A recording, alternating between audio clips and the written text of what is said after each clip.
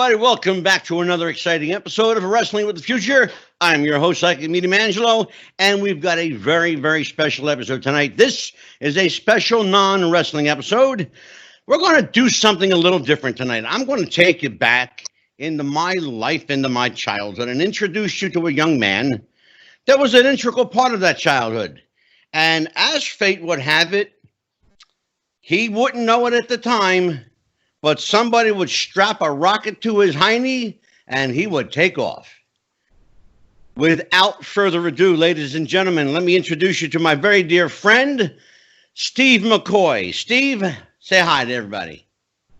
How you doing, everybody? How you doing, Angelo? And thank you, first of all, for that young man compliment.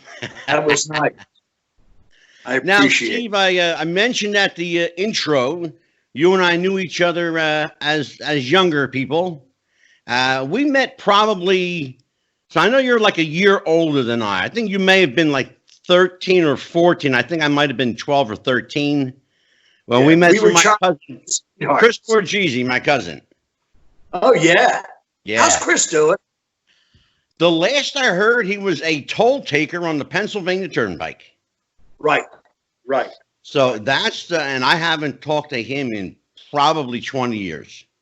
Oh my God. Yeah, well, you know, families drift apart, and we're going to talk about that too. I got to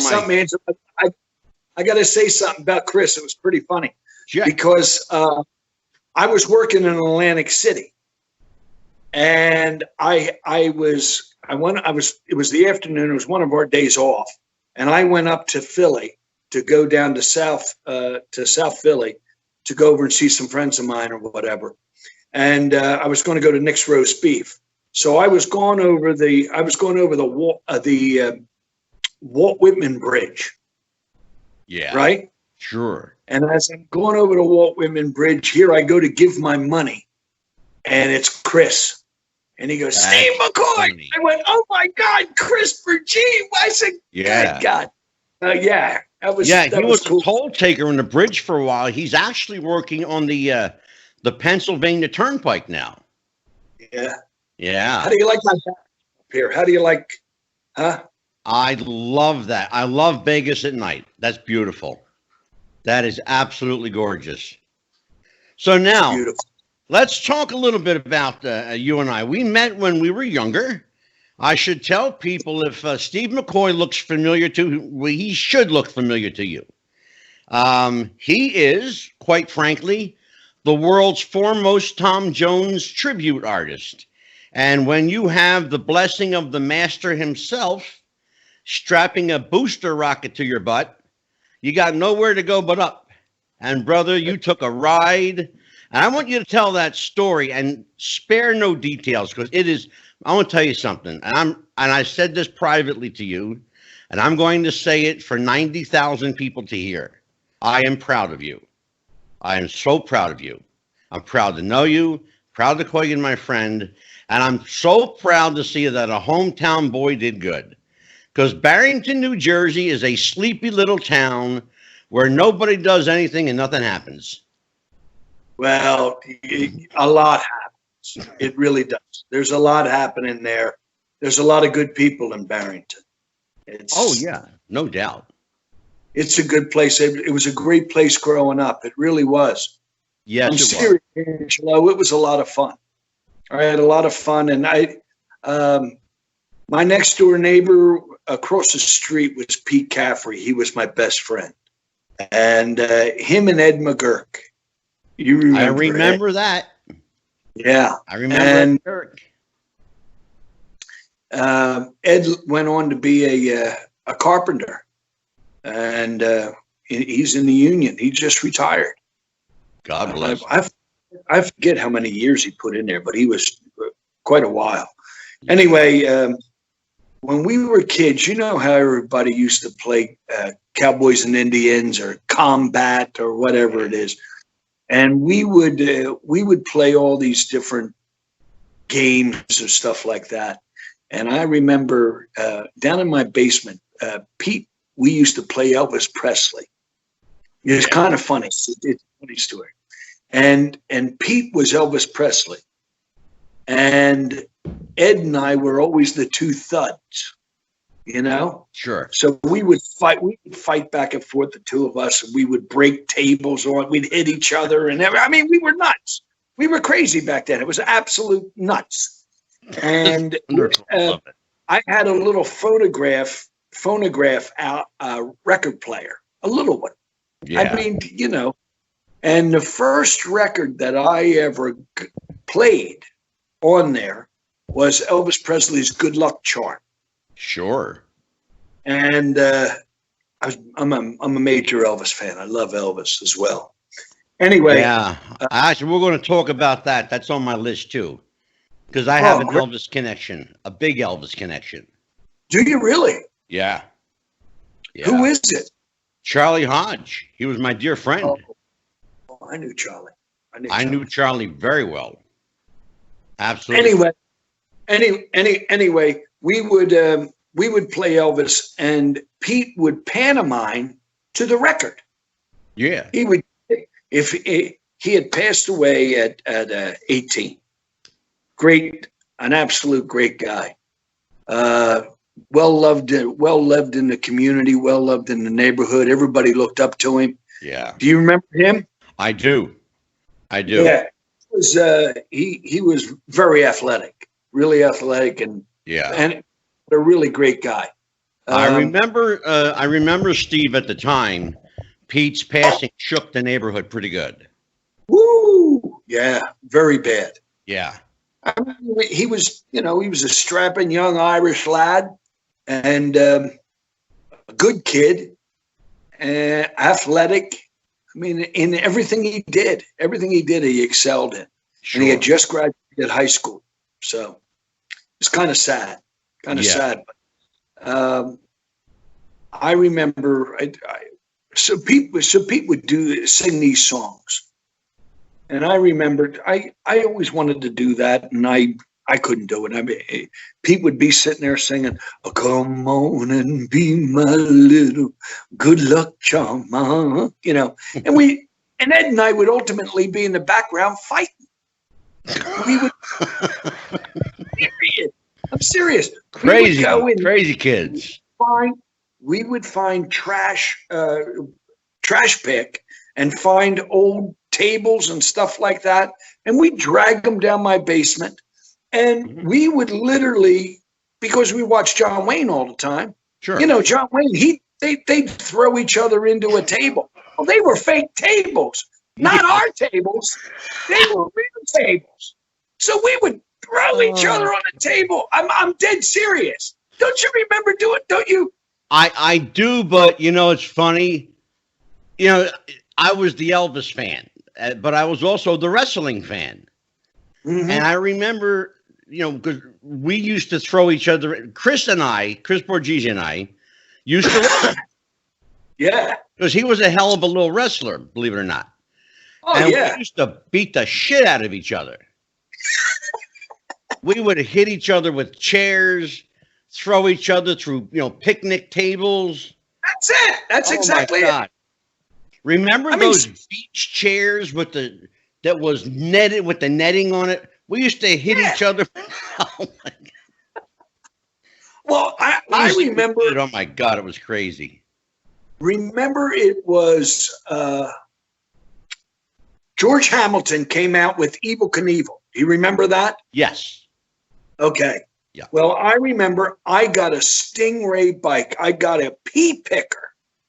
Oh, yeah. Stingray bike, the banana seat, had shock absorbers on it. Well, we used to go every Saturday morning. We would go to the Coronet. Then it was originally the Century. Then they changed it to the Coronet. Coronet then they changed theater. Yep.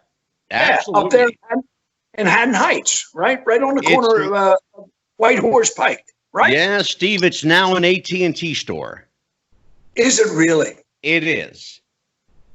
Wow, that was a beautiful theater. It changed. The owner of the movie theater sold it, and it became a theatrical costume supplier.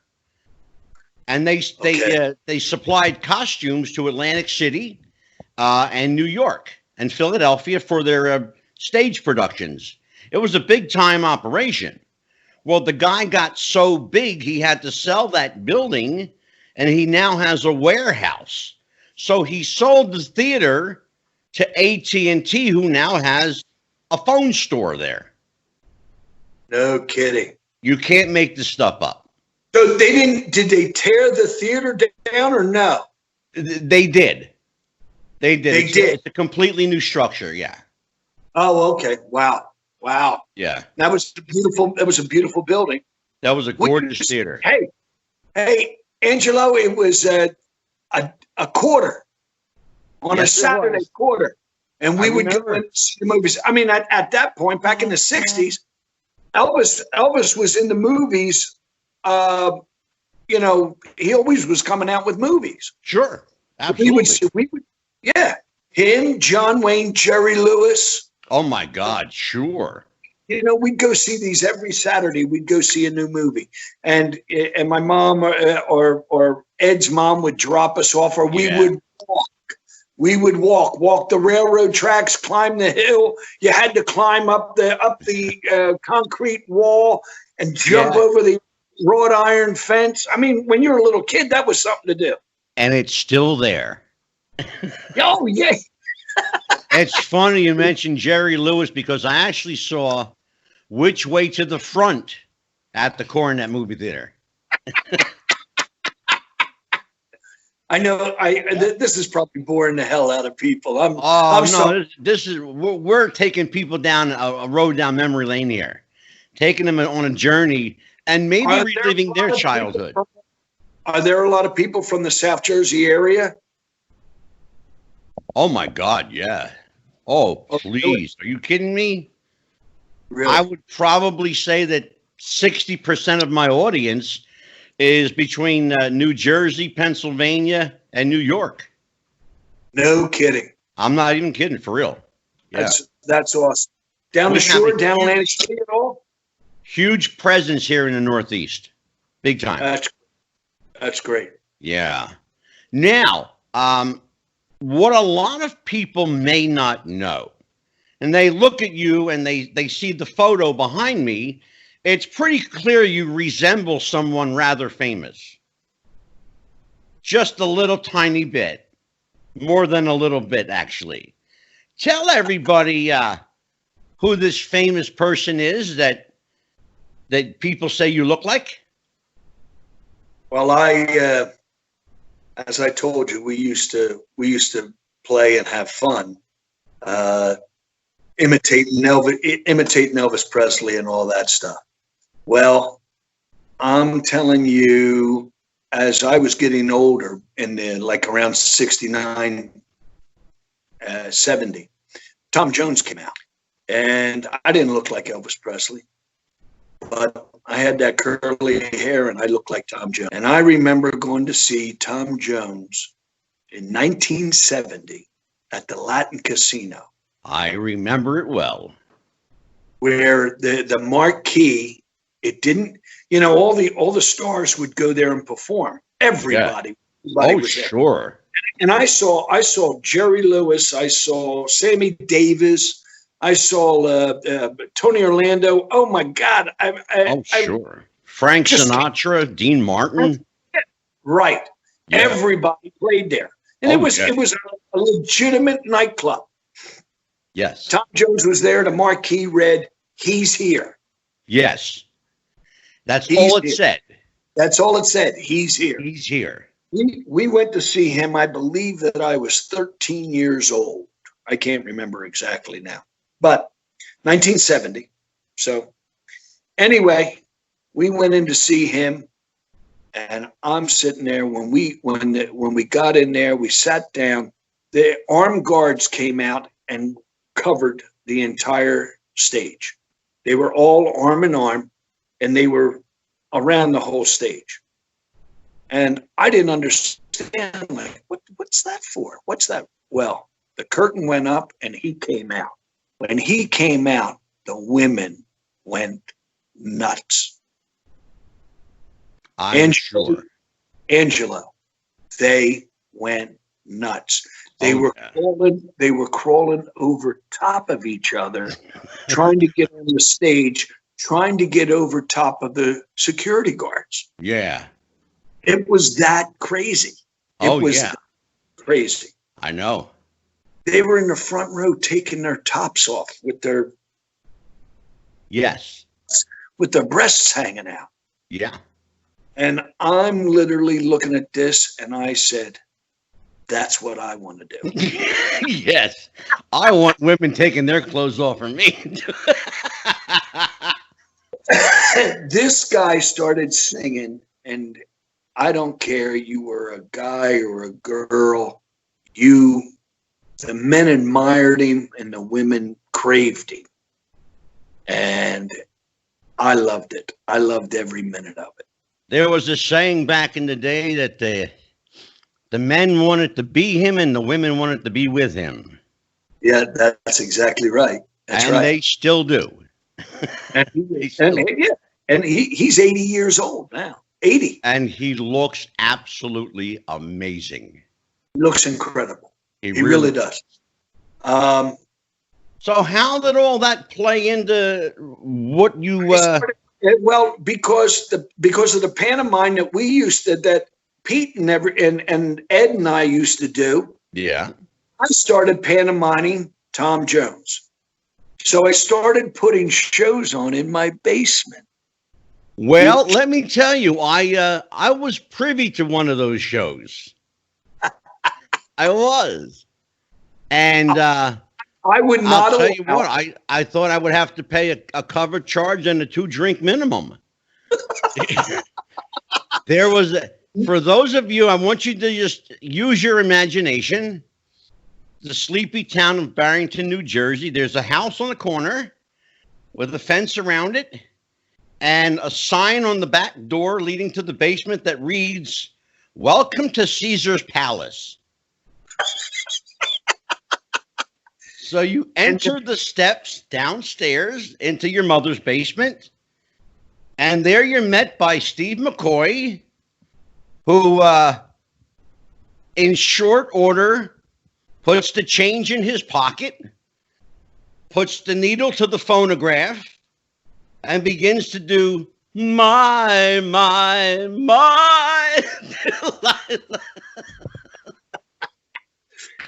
I'm going to tell you what, brother. Listen, Ed McGurk. That's ingenuity. That's entrepreneurial spirit. Ed McGurk and I and his brother John, his younger brother John, and Joey, we used to do these shows for a while there. We did them every Saturday, or at least a couple Saturdays a month. Oh, yeah. And I'm not lying to you. I wouldn't let anybody come in. They had to stand outside until it was, 1 o'clock. Yeah. They came in. John, Ed's little brother, would greet them at the door. They'd buy their tickets. You could buy a ticket, 25 cents, put you in the front row. Yeah. Second row or the middle row was 15, and in the back it was 10. Yeah. And we had set up platforms, tables, chairs, little candles on all the tables and everything else. Yes. And we had a stage up there. I had Pammy and Sandy Abrams were my backup singers. Oh my God, that's hilarious. True story. That is hilarious. I even had them. They would come on before the show started, and yes. they would pantomime to the Supremes or the Honeycombs at the time. Remember that? Sure. Oh God, yeah. Young man, single and free. Oh my God, that brings back so much memories. It really does. And we so would now, do shows. Steve, throughout your teen years, you developed yourself as kind of an entrepreneur, and you always had that entrepreneurial spirit. You were a go-getter. You knew how to make money for yourself, and you did things to keep yourself busy. Some people had summer jobs cutting grass, and I know we'll talk about that because I know you cut grass. You made that actually a very good living at it. It was actually during that time that something really interesting happened.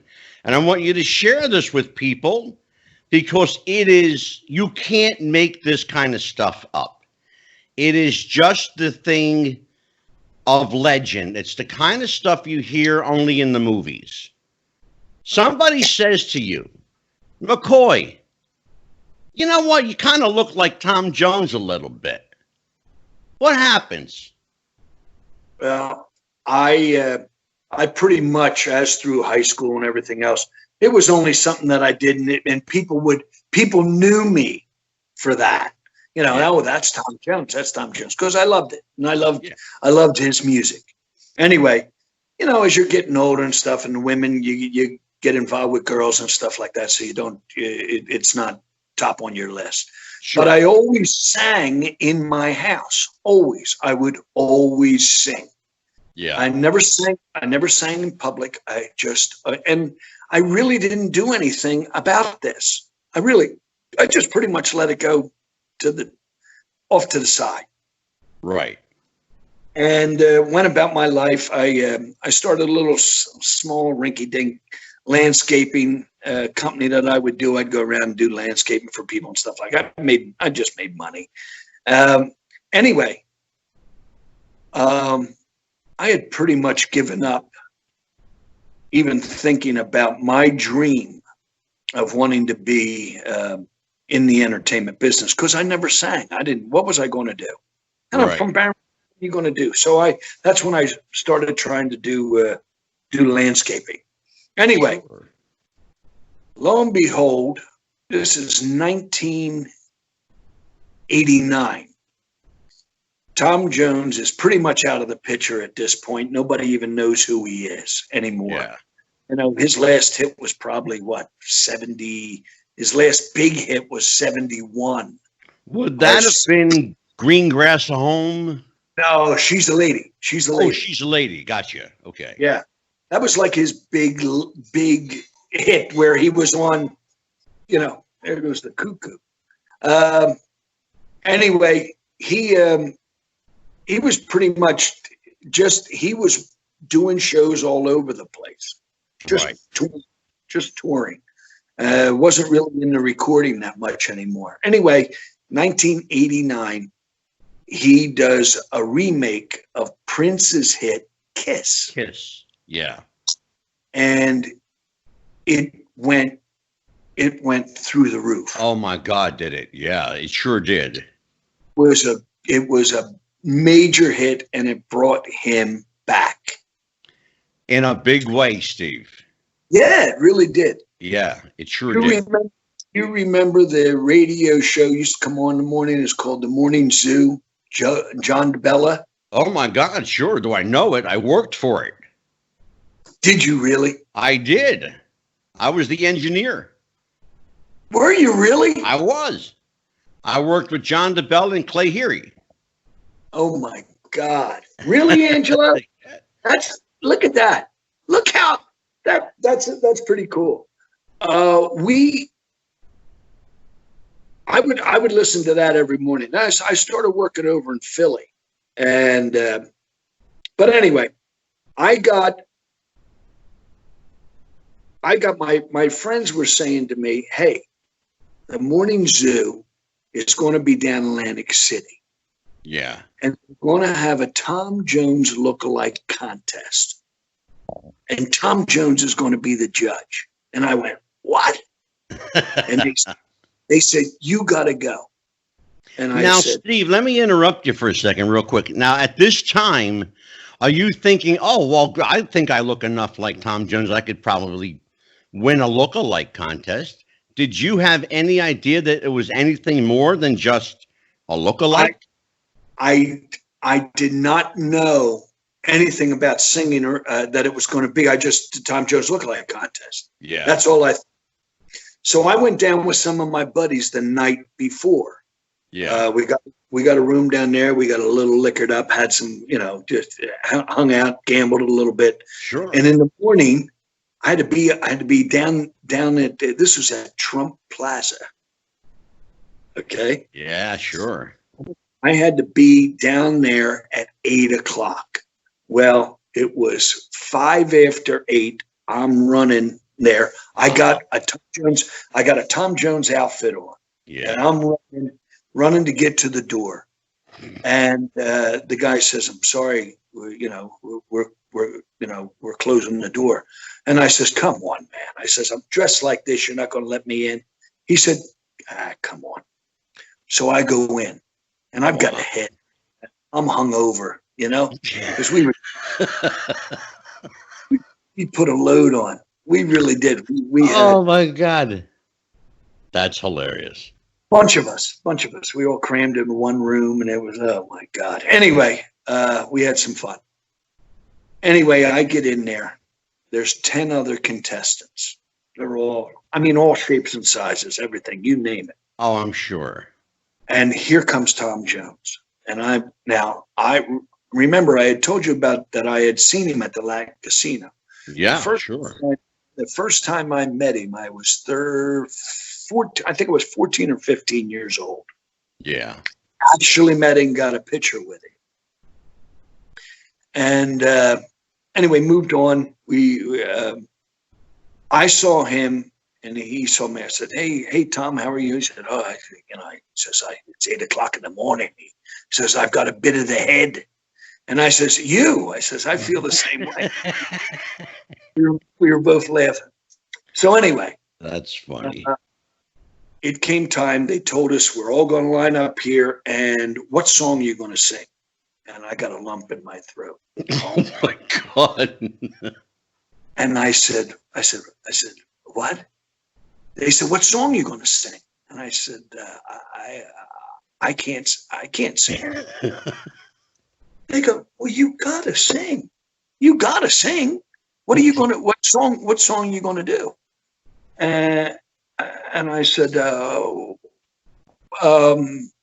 Delilah. No, you can't do that. Somebody else is doing that song. I said, how about It's Not Unusual?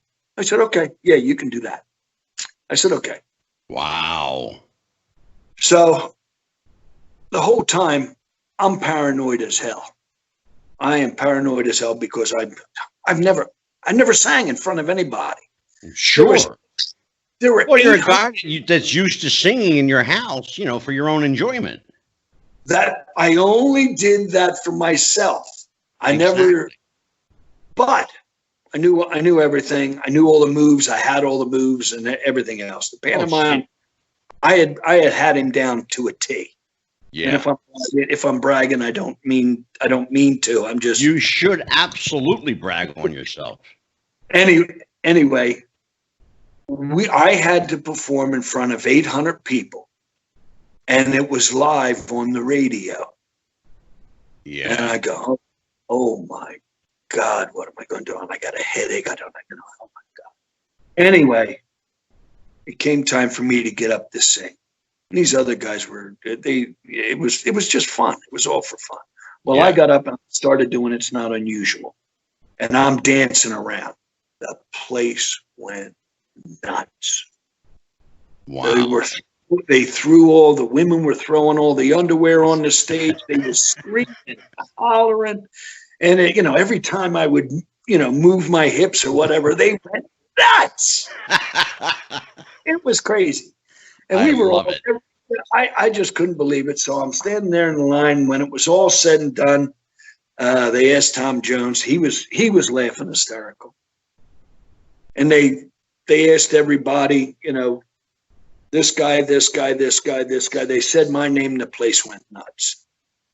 And then they asked Tom Jones, well, who's the winner? He said, well, it's obvious, Steve, And I won a $2,000 travel pass on TWA plus $2,000. That's remarkable. $2,000 travel pass on TWA. Now, I won. I took the rest of the day. we stayed down there. We went to the spa, laid out in the sun and relaxed because I took the day off from work. Anyway, here's the funny part, and here's the part that just every time blows me away. There was a gentleman in Atlantic City, in Las Vegas, that had a show called Legends in Concert. Yeah. He was the creator, and his name was Jon Stewart. I met Jon Stewart. Very nice man. Absolute, brilliant man. Absolutely. Funny, quick, smart, and knew the business. And he knew. Oh, yeah. He still does. He hasn't gone anywhere. Anyway, he was up in his hotel room. He had a show down at Harris. Yes. And it was Legends in Concert was at Harris. Yeah, it sure was. He was up in his room getting ready for the evening to go back down for the show. Right. He was putting his cowboy boots on, and on the 6 o'clock news, it comes up, and here's part of the fun. Local boy wins his Tom Jones lookalike contest. Yeah. And Tom Jones was the judge. Well, he about lost his mind because he had been looking for a Tom Jones act. I'm going to tell you something. I'll stop you there. It's remarkable how life places you where you need to be. And what I always tell people, life puts you where you need to be, but it also puts you when you need to be there. And that's the key. Think about this. Go back to that doorman. Go back to the doorman who almost didn't let you in. Think about that, Angelo. Think about 5 minutes changed, literally 5 minutes changed the course of your life. 5 minutes.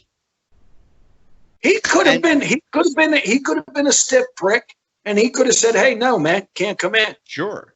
And what are the odds that Jon Stewart would be in Atlantic City and happen to see a news report? The odds of that happening are astronomical. I had absolutely no clue about this show. Yeah. I didn't know anything about it. I didn't know it. Yeah. I'll give you a little heads up about that show. You worked with a dear friend of mine in that show for a long time. Who? Jim Lowry. Oh, my God, James Elvis. What an incredible vocal. Oh, my God. I'll tell you what, if you're watching this show, and I will certainly get a copy to you, I'll tell you what, brother, you deserve better than what life has given you, because he is a remarkable guy. He's an incredible talent, and I dare say, Steve, that you won't meet anybody with more love or passion for Elvis, or quite frankly, with more knowledge of Elvis than James Lowry. Nobody. And I mean, I'll put him up against anyone. But I think James was Elvis Presley. Yeah, and I got news for you. A lot of people said he was Elvis. He did Elvis better than Elvis. His vocal was incredible. He had an operatic voice, that kid. Oh my God! All you got to do is listen to a song like "Hurt." Oh God! He'd bring the place down. It would break glasses, shatter glasses on the table. Elvis didn't have the voice that James had. And I think that's a very fair statement to make. Absolutely. Yeah, but it's a totally different. I'm just, James's voice was very big. It was operatic, almost operatic. Oh yeah, he had a powerful voice, a really powerful voice. Not that Elvis did. Elvis's voice was incredible. So you're in AC, you're hanging out with the boys, you're getting the massage, you're being pampered and primped, and You're feeling, large and in charge. So at what point during that day, Steve, does Mr. John Stewart make his presence known to you? He doesn't. He doesn't. I go back to work, and probably about 2 weeks later, I got a phone call, and I was doing the landscaping stuff. Right. I got a phone call from Las Vegas. I didn't know. Back then you didn't have who's calling. You answered. Exactly. Yeah. And a gentleman called me up. He said, "Hello." He said, "My name is Rod Stewart, and I'm calling you from Las Vegas Legends in Concert." And I go, "Rod Stewart, come on." He says, "No, my name's Rod Stewart. I am. My brother is John Stewart." Yeah. And he runs Legends in Concert. I'm calling you because John wants to get a hold of you, and he'd like to speak to you about possibly if you can do you doing Tom Jones. And I went, "What?" I said, "What?" He said, "Yeah." I says, sure. Yeah. Anyway, John got on the phone, and in typical John Stewart style, "Hey, buddy, how you doing?" Yeah, that's John. This is Stewart. I'm calling you. And I says, "I'm doing fine." He says, "Well, I've got a show, Legends in Concert. It's down here in Atlantic City. I am here in Atlantic City, and I would like you to come down and audition for me." And I went, "What?" I said, people actually do that? Yeah. And I said, "Mr. Stewart," I said, I don't sing. I don't sing." He said, "What do you mean, buddy? You don't sing? I saw you on TV." And I said, "Where'd you see me on TV?" He says, "I saw you on the evening on the 6 o'clock news." I said, "Oh my God." So I hung up the phone with him, and I called up a dear friend of mine. Her name, I don't know if you remember her, Angelo. Her name is Connie Bottinelli. Oh my God, I know that name. Why do I know that name? Why do I know her? She was the art teacher at Haddon Heights High School. Thank you. Okay. I was going to say, why do I know that name? That's the kind of name you don't forget. Right. She was good. Exactly. Especially if you're Italian, it rings a bell. She was great. Oh my God. I called her up and I said, "Connie," because I didn't know. She was the closest thing to entertainment of anybody in entertainment that I knew. Yeah. And she said to me, "Oh, Steve, you got to go. I said, "Connie," I said, "I don't sing. I never sang." She says, "Just go down. You go down." So I went down to Atlantic City, met John out in the, as I was walking up, Johnny was sitting in the coffee shop as I was walking up to the showroom. And Steve McCoy, and I met Johnny. Well, he looks like Wild Bill Hickok. Oh, I know. All dressed up. If anyone's never met John Stewart, look for the glasses and the hair. Mm-hmm. He looked like Wild Bill Hickok. Yeah. Turquoise jewelry and everything else. Oh my God, yeah. Took me in, sat me down. I'm in this showroom. It's got to be it was at Harris, so it had to be, I'm going to say 2,000 seats. There were 2,000 seats there. There are actually 2,100 seats in that showroom. I know that room. Okay. Yeah. Yeah.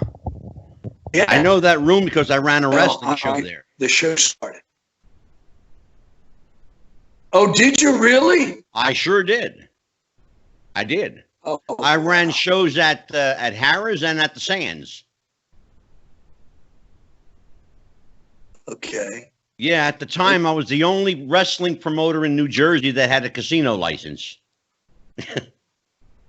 Are you serious? Yeah, and guess what? I still have it. God bless. Yeah. You are you bringing any other shows down there? No, it's a dead town for wrestling. It really is. There's a lot of economic factors, but it's the biggest problem is getting enough people in at an affordable price that you can cover the cost of your talent. You know? I understand. I know exactly what you're saying. That's part of the problem for me to be down there. Yeah. To go back and perform. Anyway, I went and watched this show and I was blown away. First guy that comes out on the deck, he's got his back to the audience, and they said the velvet voice of Mr. Nat King Cole. Yes. This guy's name was Donnie Ray Evans. Yeah. And he goes, Mona Lisa, men have named you. And the room is dark.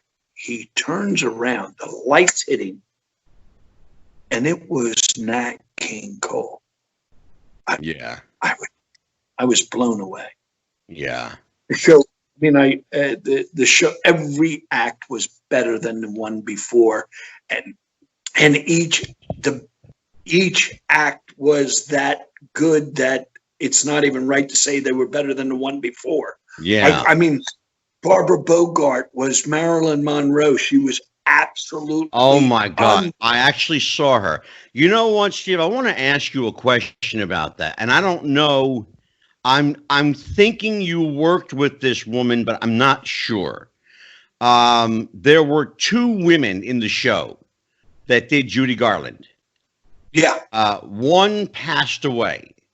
She was beyond Judy. She was Monica. I can't remember her last name. Yes, Monica.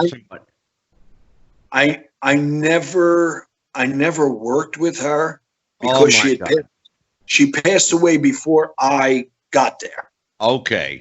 But I knew all about her, and I've seen videos of her. Monica. She was. You want to talk about reliving someone's experience? I thought. Because I never saw Judy in concert because she passed away in '68, but Monica was remarkable in her voice, in her look, in her stage presence. But you worked with a woman because I remember. I want to tell you a little story you may not remember, and I'm hoping that you do. Atlantic City, Bally's Casino.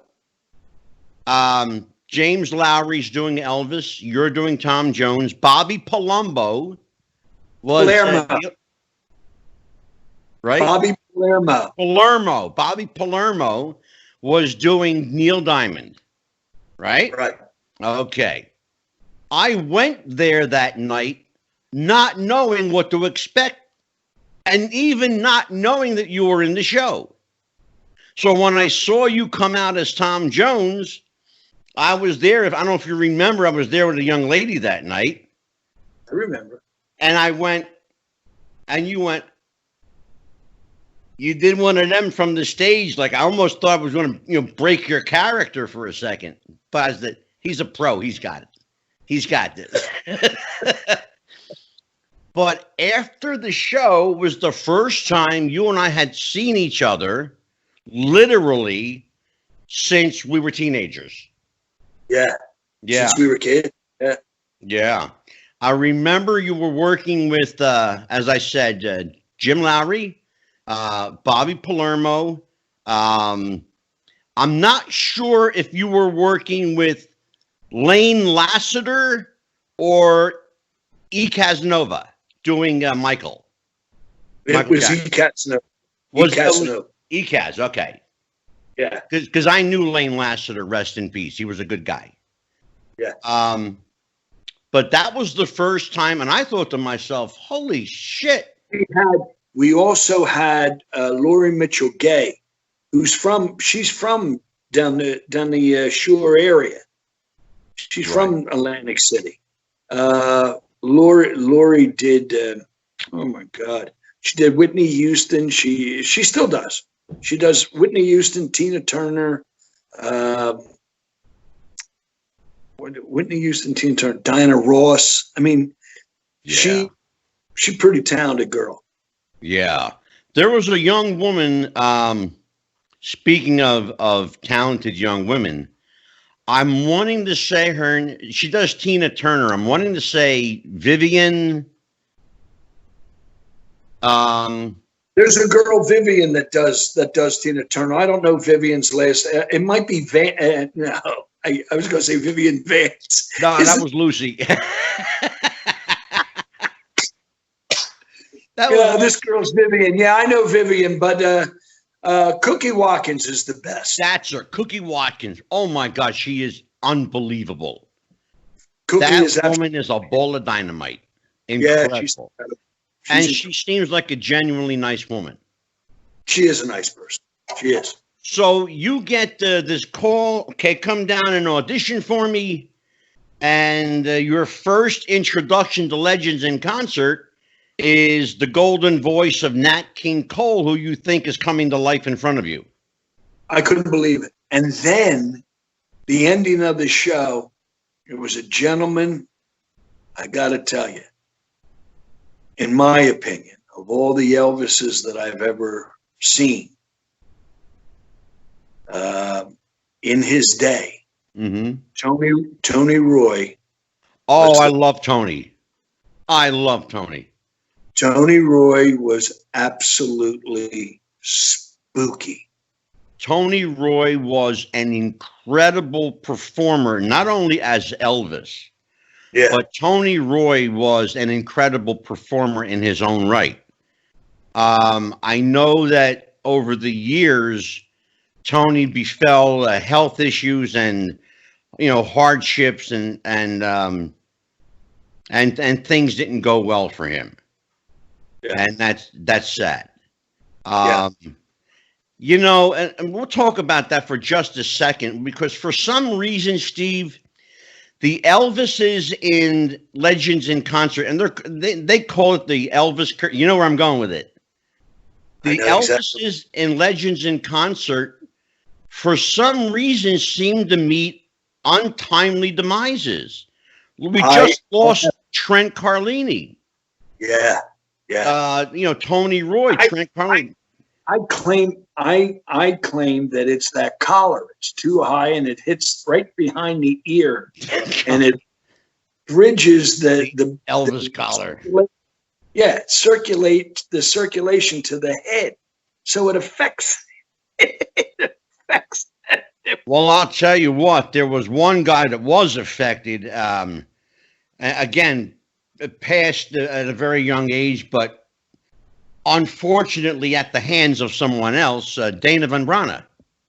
I mean, Dana McCay. Dana McCay. Yeah. Now, I don't know the story about him. I know what happened and everything else, but I don't know his backstory. I'll share it with you privately. It's fascinating. He really, you talk about somebody becoming Elvis. He became Elvis. I heard he was good. What do that's the thing, Angelo, like Tony Roy. I got to tell you something. Tony didn't even try to be Elvis, and he was Elvis. He didn't have to. He didn't have to. What an absolute great performer, great singer. Loved Tom Jones. Him and I had a very close relationship. I loved Tony. I learned an awful lot about the business from Tony. Yeah, I really did. He just a tremendous talent. He's really a talented individual. Yeah. I'm sorry that he has run into the problems that he's run into, but my God, in his day, there was no one better. It was absolutely brilliant. You're absolutely right. After the show, there again, there's the tie to Elvis back to me. Yeah. I go backstage to meet him after the show because he's the one I wanted to meet because he was, oh my God, he was brilliant. And I get back there, and lo and behold, I get to meet from out of the curtain, the shower curtain in the dressing room. Yeah. Pops this black guy, looks just like Little Richard. Gary Moore. Gary Moore. Gary Moore.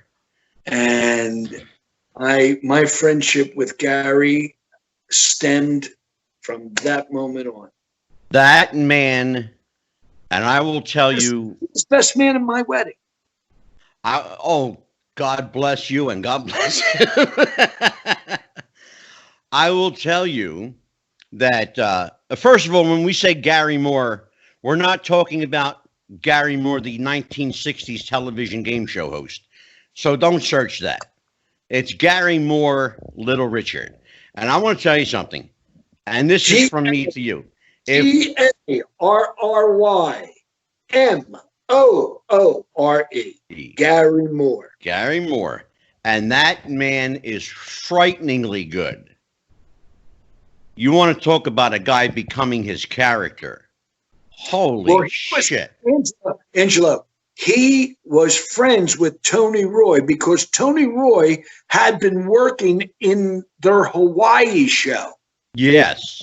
Yes. And they brought him into Atlantic City to Harris to work in that show because they had just opened it up there. Yeah. So they wanted to make a big splash. And Tony was phenomenal. Anyway, while Tony was in Hawaii, he had met Gary Moore. And Gary Moore and him had a close relationship. And Gary came in, wasn't working with the show yet. Right. He had just got out of the army. He had a buzz cut. Yeah. He had his pompadour on the top, but it was buzzed on the side. Yeah. But a great guy. Great, and sings his ass off. Sing. Oh, yeah. Woo! He's another guy that does it effortlessly. Like it's nothing. I know it. And that's what surprised me about you. Now, I know for a fact, and you never had a formal singing lesson in your life. And what surprised me is that you sang those songs effortlessly, like you've been doing them your whole life. And I guess to some degree, maybe you have. But was your introduction to an audience natural for you? Some people take to an audience. Some people have to warm up to an audience. You being on stage, you understand what I'm referring to. For Angelo, those people, when I was a little kid, I remember going to see Mary Poppins in the movie theater. Sure. I was little. I don't know what year that is. What's that? 63, 64? Probably 64, yeah. Dick Van Dyke, when he played all those instruments and everything and danced around, you know, he had the horn on his hip and the cymbals between his legs. Well, I went home and I created all that, and I did all that myself. Yeah. I loved entertainment and always have loved entertaining. I went to school. I remember as a kid, I got up in front of the class one time, started taking my clothes off. The teacher was going nuts. I had a Superman outfit underneath my clothes. I jumped up on the desk.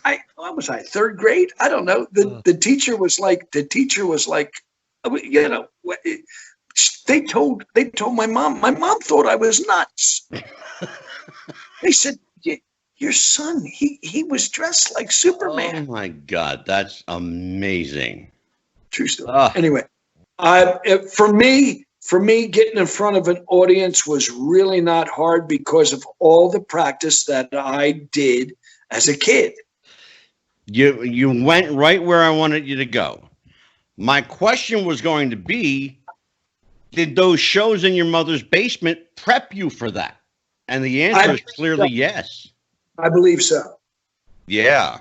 And in a big way, too. And it certainly paid off for you. Now, But Angela, being around, I have to stop a minute. And I got to tell you this, and I hope I'm not being too long-winded, but I got to tell you this: the people that I worked with, George Trulinger did Buddy Holly, Art Vargas, Bobby Darin, as I said, Tony Roy, Eric Martin, who was a very close friend of mine, Carmen Romano. They did the Blues Brothers. I gotta let you know, these guys. There was a kid that named Robert Joseph who did Sammy Davis that would make your hair stand up. I know who he is, actually. Each one of these towns, there was a girl did Janis Joplin, and she did Bette Midler, and she still does, Sherry Ray. These people would hit the stage. I'd have to follow them. Yeah. And you were either going to sink or swim. Absolutely. And in this business, let me tell you something. They don't care. Well, let's talk about that, Steve. That's a great segue. You know, you have, and I mentioned at the top of the show that you had the blessing of the master himself, and that's quite an accomplishment. One that I'm sure he doesn't hand out readily or easily. You've got a lot of competition in the tribute artist market. There's anybody who thinks that they even remotely look like or sound like somebody is passing themselves off as a tribute artist. You know, I saw a Michael Jackson tribute, and I'll tell you where it was. It was in Las Vegas at the Imperial Palace, and Michael was 5'5" and 220 pounds. And I thought to myself, are you kidding me? This is the Jon Stewart show. Right. I know John was either not in his right mind, or he just said, if the suit fits, go out there. No. Oh, well, I got to ask you, who was this short, fat Michael? I have no idea. Johnny had left Johnny sold the show. And after he sold the show went downhill. Apparently. It went downhill. Yeah. Because I'm telling you, Angelo, I've worked on the Las Vegas Strip now for 30 years. Yeah. And as you said, the tribute business, anybody remotely that can put on a hat and glasses is going to be a blues brother. Yeah. And I'll tell you something. The tribute business has lost its way. Where did it go south, Steve? What happened along the way? I would say where did it go off the rail? I would say probably about 10 years ago. What was the key factor? Greed. There was a lady. Money. There was a lady that was opening up the doors for anybody that looked like a character. Yeah. And it didn't matter if you sung. It didn't matter if you acted. It didn't matter. You know, what we do is a specialized craft. It's not an easy craft. It's extremely specialized. Absolutely. And it's highly competitive. In order to make your audience lose their minds, the facade has got to be there. The aura. You know, you've got to look like the character, you've got to sound like the character, and you've got to act like the character. And on top of all of that, the most important part is to be able to break that third wall, reach out to that audience, and put in. as yourself Yes. while you're still the character. That's another great segue. Let's talk about some terminology here. This is on my short list here. What's the difference between an impersonator, an impressionist, and a tribute artist? Because it seems to me that the line in the last 10 years has been blurred. How do I would call Steve McCoy a tribute artist. I am a tribute artist, but I'm an impersonator as well. Okay. What define impersonator? Well, I don't just sing songs of Tom Jones. Right. I recreate Tom Jones. Now I'm older now. You know, Yeah. I don't have a 29-inch waist that I had back in 1990. Yeah. And I had a 29-inch waist. I'm sure. But you know, as with all artists, and I've been very blessed because the guy that I emulate is still alive, like we talked earlier. And does that make a difference? Hold on a second, would you? Sure, take your time.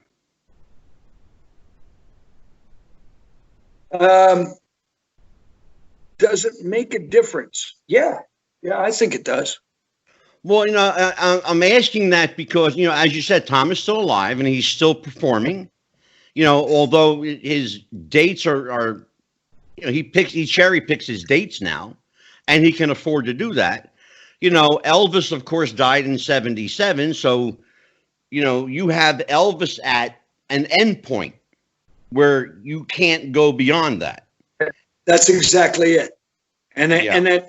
So I've got the good fortune of, you know, I portray Tom Jones of the 90s, which is his early 60s time, which is, it's kind of cool because that's the time that he had his resurgence. Sure. So absolutely. So it's, it's working for it works. It's still the character himself is not as popular as it used to be. That's another thing. That's another thing that's happened as well, Angelo. The business has changed. You see, the audience used to come to the show. The audience that used to come to the show, those people got older and they were dying out. But I'm telling you, when I first got into that show, 6 nights a week, 2 shows a night. Yeah. Every night that showroom was sold out. I know. Here in Las Vegas. I can vouch for it because I was there a lot of the times. Yeah. You know, I can absolutely vouch for that. You know, in addition to living in Atlantic City, I also lived in Las Vegas, and I can vouch for that. You know, and it was a hot ticket, by the way. Legends in Concert was a hot ticket. Very hot ticket. They were lined up. We would do the show. We would do the show, and after the show was over, we would go out and go down to the buffet to sit, and, instead of sitting backstage, because we had an hour or two. And as we were coming out to go down to the buffet, the people were lining up for the second show. Yes. The line was down the hallway. Absolutely. I mean, I can vouch for that. This show in its heyday was absolutely incredible. And I was very proud and I'm very honored to have been a part of it. And I really can't thank Jon Stewart enough for giving me that opportunity. And one of the things that was remarkable to me as a spectator, as well as knowing, quite a bit of the inside of it, because as I said previously, I know people that you worked with. But as a spectator, you take on a different set of eyeballs. After the performances, and nowhere else in Vegas did I see this, the performers would meet you out in the lobby. They would take pictures with you. sign autographs, even just chit chat for a bit. That was always a hoot to me. That's where I met Trent. He was actually out there. Well, that was a real hoot to be out there with. I'm sure. I've worked with several tribute artists over the years, and I've known a couple. A guy that was a dear friend of mine for a long time is Terry Turner, who does Jerry Lee Lewis and Elvis Presley. Brian McCullough, of course, who does Roy Orbison and Conway Twitty. Brian. Let me tell you, when I first started in the show, there was a gentleman by the name of Kenny Morrell, and he did Roy Orbison. And I got to let you know, Kenny was absolutely one of the sweetest people in the world and absolutely phenomenal. He was Roy Orbison. Backstage, very quiet guy. I've had a lot of fun. He's passed away, but he was a great guy. And then I've never seen anybody else that grabbed the essence of Roy Orbison until I met Brian McCullough. Yeah. Brian is absolutely phenomenal. Great guy. We were supposed to, because of this virus. Yeah. I had a big show that was going to Cincinnati. Oh, Tina Turner. Listen to this lineup: Tina Turner, Tom Jones, Joe Cocker, Little Richard, the Blues Brothers, and Roy Orbison. Oh my God! Now, was this your show, your company? Yeah. Wow. Yeah. Oh, we should plug your company too. I'm going to give you several plugs. This will be the first of them. Steve McCoy is the man behind The Real McCoy, and you can find McCoy him. Real McCoy LLC. Yes, we need to put the LLC because there is another website called The Real McCoy. That's right. Yeah. So The Real McCoy LLC, that's where you know you're getting the real Steve McCoy. The Real McCoy. I love saying that. And so you have an ensemble cast of guys that work with you. You've got Sean Clush. You've got, of course, Elvis, Roy Orbison. And I'll tell you this today, Angelo, that in my travels and in 30 years of working, aside from, I had said Tony Roy was absolutely incredible. Well, today, Sean Clush is impeccable. Yeah. He's spooky. Yeah, he really is. He's one of the. He's incredible. Steve, did you ever work with Bill Cherry? Yeah, Bill's another great. He's another great one. Yeah, a great guy. Great guy. Yeah. He's kind of freaky to look at, man. I got to tell you, he's freaky to look at because he looks like Elvis. And off stage, you wouldn't know it. You wouldn't know it. I know. He's got long hair. Like a rocker. Yeah, he's a t-shirt and jeans guy. Right. Yeah. Right. Not like, like Jim Lowry. I love him, but Jim lived that gimmick, brother. He dressed. He was Elvis. He was Elvis all the time. All the time. And but hey, nothing against that because he loves Elvis. He loves him. I think that was Jim's way of kind of paying his own tribute to Elvis. Exactly right. Because it came from his heart. It really did. Yeah. So let's talk about Las Vegas now and Atlantic City and the entertainment scene or the lack thereof because of what's going on in the world. When I first came to Las Vegas, first of all, we skipped over. I went down, did this audition, and I didn't think in Atlantic City. This is back in '89. Right. That was it. That guy had me back there singing Delilah, and I was singing in a key. I don't even know what key I was in. I didn't know it. And I didn't hear from him again for a few months. Right. And I thought that was it. It was over. I just, hey, it was a fun night. I had a good time. They gave me another call and asked me if I would come to Las Vegas and audition. I said, right. I already did that. And, they said, oh, no, we want to put you in the show. So I came out and auditioned. Yeah. I saw the show in Las Vegas. They put me up at the hotel. And I saw the show in Las Vegas. They put me in the show that night. Oh, wow. Trial by fire. I was a wreck. But wow. the women went nuts. They were coming down the aisles, and it was great. And that started everything for me. And I just can't tell you how. Steve, is it scary for you that they buy into it that wholeheartedly? It's not scary to me. It's baffling, because to me, and you know me well enough, Angelo. I mean, when I'm on stage, I'm Tom Jones. Sure, absolutely. When I'm not on stage, I'm not Tom Jones. Absolutely. And for some of these people, they believe that that's the. Well, and I want to talk about that, because I saw, in fact, today, I watched a couple of your videos. There was one that stood out to me, and it was a little uncomfortable, but it was also very touching.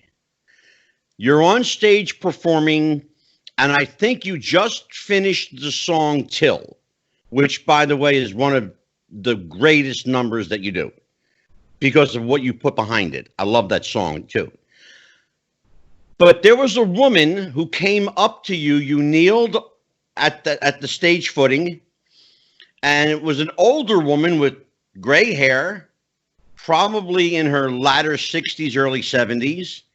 And she had this tissue or Kleenex, and she's dabbing your forehead, and then she's dabbing inside your shirt. Then she's going deeper inside your shirt.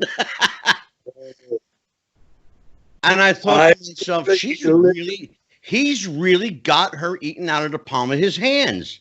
You wouldn't believe the stuff that has happened on stage. I can imagine. But if you don't know, I'm sure you know which video clip I'm referring to. If you don't, it's anyone can readily see it.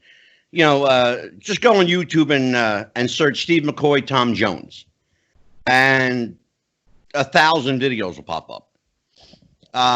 Some professionally done, a lot done by people's camera phones. A lot of people got you on their phone, brother. Scary thought. Well, let's talk about that for a minute. Is that unnerving for you to know that some stranger has your image and likeness on their phone? No, that doesn't bother me at all. The thing that has changed over the years is that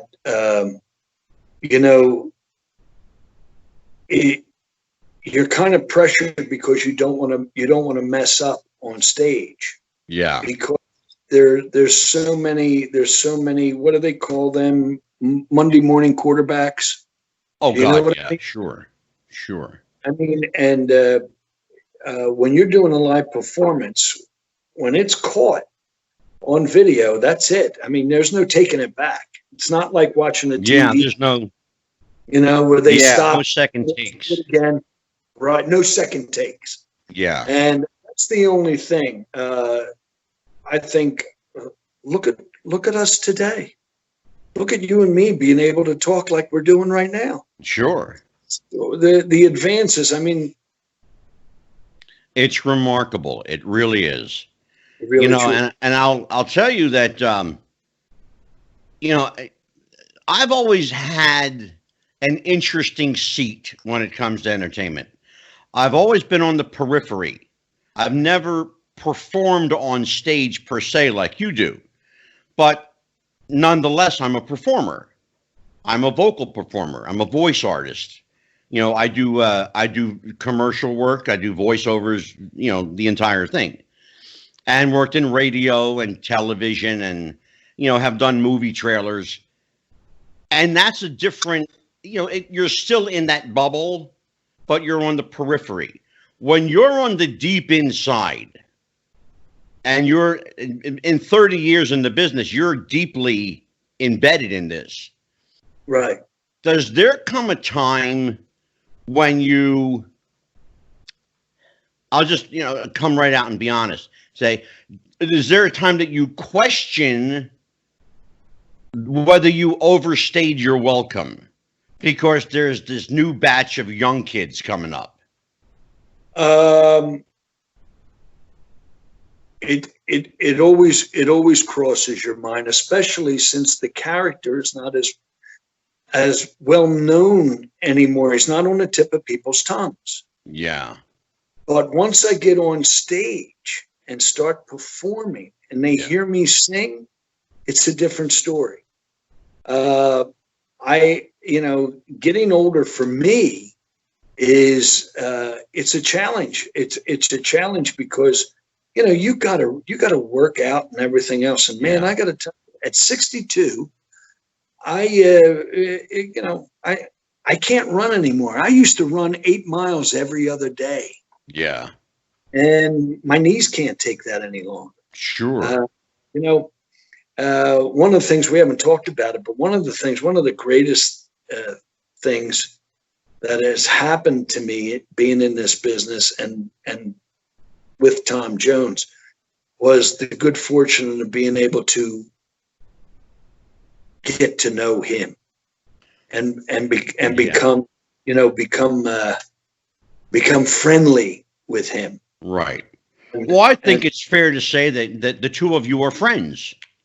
We're acquaintances, but I mean, whenever he'd come to town, I'm always with him. I've been with him, and no questions there, no problems there. That's always been enjoyable. But he's, now that he's over in Europe. He's been over there for about 5 years. Yeah, he comes here once in a while. He doesn't, because he's doing the voice, the European. Sure. Voice. So that's what genuinely seems to enjoy it. Oh yeah. I got to tell you something, Angelo. The remarkable thing in getting to meet Tom Jones is I'm very blessed that he is probably one of the coolest guys you'd want to hang with, you'd want to meet, and I mean that. He's a down to earth regular guy. He's not arrogant. He's not you would think, Yeah. would be. Steve, I actually have a Tom Jones story to tell you. I met him one time. I'll tell you where and when. And when I mention this entertainer's name, you'll know exactly who I'm talking about. I was working in Atlantic City. I was hanging around Billy's Pub at Bally's. You're smiling. You know where I'm going with it. Billy's Pub. One night. Quite a few nights in there with him. Oh, yeah. And it's about 1 a.m., maybe quarter after 1. He comes walking in. The maitre d' lets him right in. Tommy, the maitre d' at the time, tall guy with beautiful gray hair. He was like 6'5", 6'6". He was a real tall guy. He takes Mr. Jones to his table, sits down, him and his entourage. He had 2 or 3 guys with him. And he's sitting there watching Freddie Empire. You know the name, right? Sure. Freddie was a amazing performer. I don't know if he's still performing or not, but he was absolutely incredible. Well, I don't know what struck me, but I had the chutzpah to go up to Tom Jones and introduce myself. And we exchanged pleasantries, and he goes, "Young man, do you smoke?" And I went, "Well, as a matter of fact, I do." "Do you like a cigar, young man?" I went, "Well, as a matter of fact, I do." He reaches into his pocket and he pulls out this, gotta be this $100 Cuban cigar.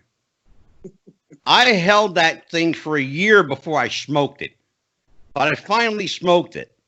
You know what I'm talking about. He always had cigars with him. Yeah. Sitting there with his cigar, Freddie Empire, just enjoying himself. He looked like he was half lit when he arrived, though, by the way. I might have, And I think he was performing at Resorts International. I actually saw him, Steve, perform there one night. You'll appreciate the story. It was in the middle of July, 1989, as a matter of fact.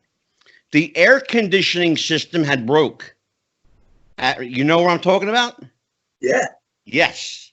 The air conditioning system broke at Resorts. And he's on stage just sweating buckets. Soaked. I mean, drenched.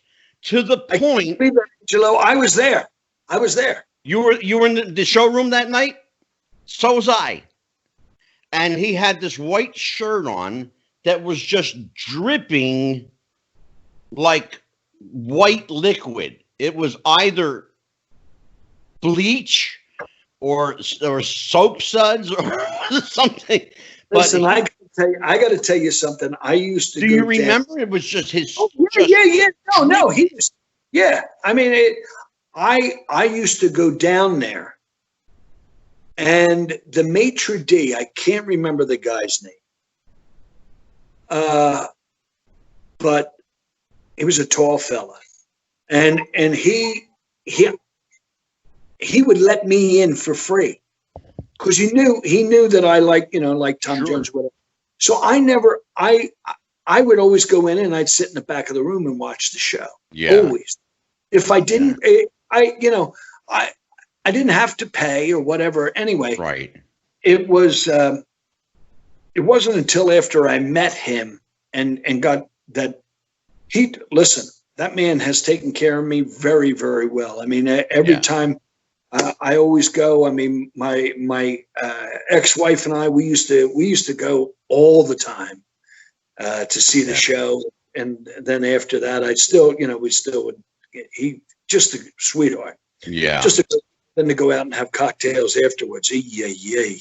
You're there all night. You haven't lived until you spent all night with Tom Jones. I'm certain. Yeah. I will tell you, I would go up to, do you remember the Valley Forge Music Fair? Oh my God. Yeah. Of course. I used to go up there. They thought I was his son. I was going to ask you about that because I heard a story that you were mistaken for Tom Jones' son. They thought I was his son, and I would go up there every night when he would be there for the week that he was there, and I would stand in the back by the sound booth, and nobody ever questioned me. Yeah. That's amazing. Well, that night...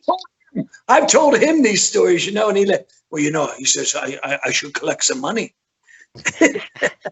I remember the night at Resorts specifically because I was sitting stage front, and remember they had tables. The tables were lined up like this. Tables, yeah. Yeah. And the first probably 4 to 6 couples in were drenched because of the stage lights. It was hot. It was muggy. When I left there, I needed a shower. It was bad.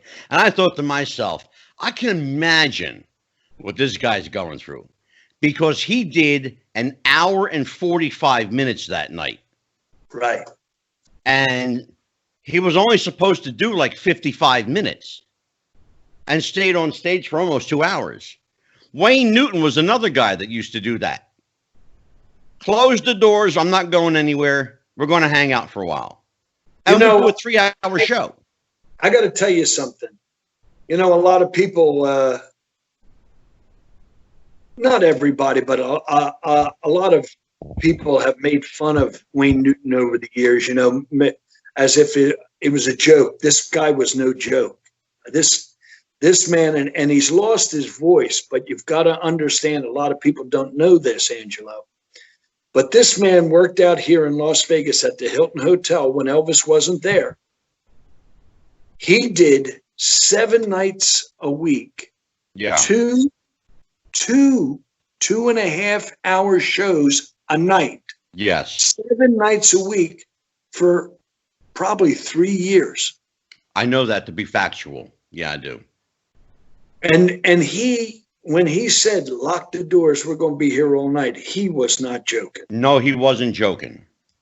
No, because he pulled that stunt in Atlantic City when I went to see him. And like you, I was one of those guys that was very fortunate. I never paid for a show ticket.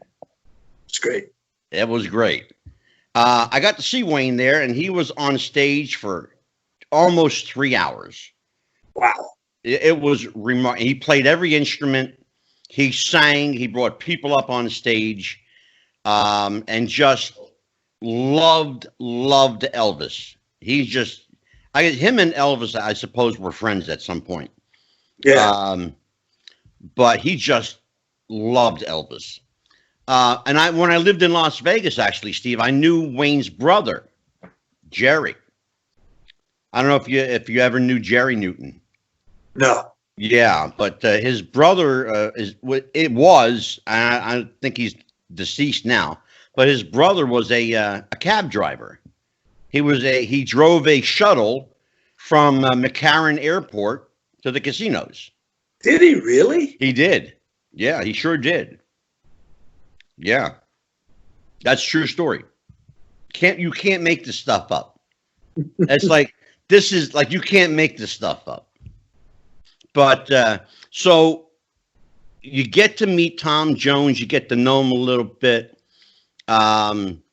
He's the guy that you grew up, emulating. Was he everything you expected him to be and more? Or were you? Sometimes they say, Steve, sometimes it's not a great thing to meet your idols. I have got with the guys that I've worked with over the years. Yeah. Some of them have been fortunate enough to meet their idols or the people that they impersonate. Right. And some of them don't have great stories. Some of them don't. Some of them said the guy real jerks or whatever. Yeah. I got to do what? Like as you said, the latter is the truth. He is everything I thought he would be and more. Yeah. Class personified, down to earth, a regular guy, and smart as anything, and very knowledgeable about music, and very, very complimentary, very educated. It taught me an awful lot. Yeah. I've loved every time that I've spent with him. Steve, did you ever get a chance to pick his brain and just yeah. Okay. Yeah. What are the kind of things that he liked to talk about? We talked about everything. We talked about music. We talked about we talked about Elvis. Mm-hmm. And there's some things are just they're stories that they're my stories. Sure, absolutely, of course. And there's there's a lot of funny stories as well. I mean, he's got some great stories. He had, he was telling me, I had asked him, like, what's the wildest thing or dealings that you had with a fan? I said, how do you deal with the fans? Yeah. He had said to me, he said he had this woman that was following him around, going to all his shows, and she would take her luggage and she'd find out where he was staying. Really? Yeah, well, whatever hotel he was staying at, and she would get into the car, not the car, but the bus that the guys were getting on, Yeah. as if she was part of the group. And Oh my God. I mean, he said that was probably the wildest he talked about. I mean, he talked about some other things, but Yeah. Well, that brings up an interesting point. There are a lot of people, when I say people, I mean fans, who extend their idol worship, and you know where I'm going with this. They extend their idol worship to the impersonator. We see it in the Elvis market. Oh yeah. We certainly see it in the Whitney Houston market. The one particular guy who finally was arrested for stalking this Whitney Houston impersonator. And I'm wondering, has that ever extended itself to you? Like, did a Tom devotee, ever extend that onto you? At times. And how do you handle that? What do you do? You try to be polite. You try to, and you just move on. You try to, some situations just, you know how people can be. Oh, sure. You've been in the business long enough. You know what it's like. Oh yeah. Yeah, and unfortunately, if you're going to put yourself out there, you're going to have to deal with that kind of thing. Yeah, it's unavoidable, I suppose. So let's talk about entertainment in Vegas, or the lack thereof. What's happening, brother? Because I'll tell you what, in Atlantic City, it's like a ghost town. Well, right now with this virus, it's horrible out in Vegas. It's horrible. There's absolutely no work. There's nobody. You know what's going on. You know how that is. Yeah. But the business changed probably I would say about 10, 15 years ago. Yeah. The entertainment business changed. When I first came to Vegas in 90, I got to tell you something. We would go out after the show. We would go out to different lounges in the different casinos, the Sands, the Desert Inn, and all the, or the Dunes or whatever. Oh, sure. I mean, we went everywhere. We used to go to the top of the Dunes, and Bob Anderson was there. And I got to tell you, I don't know if you know who Bob Anderson is. Oh, I knew him in Vegas. Absolutely, he's a great singer in his own right, but he's a singing impressionist. Yeah, and it's amazing. He's absolutely one of the. I saw him. He's kind of now. This is kind of wild. He was kind of the guy that I used to, when Merv Griffin used to have his show in the afternoon. Yeah. Bob Anderson, when Merv Griffin would be live in Las Vegas, Bob Anderson would come on. Well, Bob Anderson was doing Tom Jones. And that just gave me the edge to go, well, I can do this too. Exactly. And that was it. And Bob, Bob and I are friends. Bob right now is doing a tribute to Sinatra. Yeah. He takes 2 hours to put on this makeup that he. It is absolutely remarkable. The transition is incredible. Makes that transformation is just scary. Yeah, because he looks just like Frank. He really does. He got a hold of this Asian guy that is major. I can't think of the guy's name, but he's major in Hollywood. He does all the stars and everything as far as all the makeup and stuff. And he is one of the best in the business. And anyway, we would go to all these different lounges, and you'd see everybody in the lounge. I mean, everybody was there. I used to go to the lounge with Tom Jones, and we would sit there, and guess who we'd watch? Remember this name? Cookie Jar. Cookie Jar and the Crumbs from Philadelphia.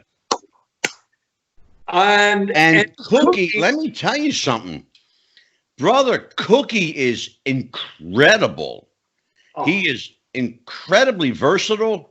Who the hell would have thunk that Cookie Jar, aka Cookie Jar and the Crumbs, by the way, you have to be a Philadelphia native to really appreciate it. But you know, Cookie Jar he's one of those guys, man, that he doesn't age. He just looks the same all the time. right. Cookie doesn't age. And I'm not sure how old Cookie is. I don't want to say. I know he's in his 70s, but you know, he still performs. He performs Monday night, one night a week, Monday nights. And he was performing over at the Eiffel Tower there. Yeah. In the Napoleon Room at Yeah. Paris. That's the name of the hotel. Right. But he was performing there one night a week and from 6 to 8. And that's what he does, one night a week. Absolutely. Yeah. He's absolutely incredible. And I you know, it's funny. When I was there, I actually got to see him. And we talked a little bit. And when I told him who I was and I mentioned my last name, of course, that brought up a bunch of stuff for him because there was another famous Discipio in the Philadelphia area that was very big in the music business, whose name I will not mention on the air right now. But we both know who I'm talking about. And so when I met Cookie and he asked how so-and-so was doing, I gave him the skinny on it, and I became his best friend from that moment on until I left Las Vegas. Hey, if you want to know what I'm taking, these are called vocal zones. Vocal zone. Look Yeah. at that throat line. Oh, they're black. Tom Jones turned me on. It's like a black licorice. I was going to say it's like a black lozenge. Yeah. Yeah. Yeah, you can buy these online. He turned me on to them. He puts one in this cheek and one in the other cheek and goes out on stage. Really? And, it opens up your whole nasal cavity and everything else. It's awesome. These are, you know, there's a lot of singers out there that they try these Fisherman Friends and Yeah. so they, you know, halls, but the halls dry you out. Yeah. This is absolutely incredible. Yeah. You know, Elvis used to use an inhaler before he went out. He had his doctor formulate this inhaler for him, and he used to give 2 puffs into his mouth, and it would open up his lungs and his throat. And I thought, you know, wow, the greatest voice in the world is taking a shortcut. It surprised me. It really did. Let's talk about that, though. Taking shortcuts. There's a lot of people who don't know this, but there's a little apparatus that a lot of tribute artists use. It's called auto-tune. No. Are you a fan of auto-tune? No. Tell everybody what I'm talking about when I say auto-tune, Steve. This is where I said to you about 10 years ago, the business has changed. Okay. And, you know, there's a lot of people out there, a lot of talented people. They look like the character, but they don't have the vocal at all. Yeah. And so they get on stage and now they have the machine that'll adjust your vocal. It'll put you in tune. That's why they call it auto-tune. Yeah. And it'll put you in tune. You know, if you're not singing. Man, when I started, remember what I said to you?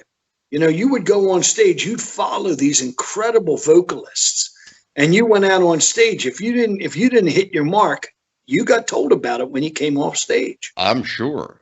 And there was no room or margin for mistake. You went out and did the best you could. Now these guys, a lot of them, not all of them. There's some really great young tribute artists out there today. Mm-hmm. You named one a little while ago, Bill Cherry. Bill Cherry's great, Another Elvis, a young kid named Victor Trevino. Oh, sure.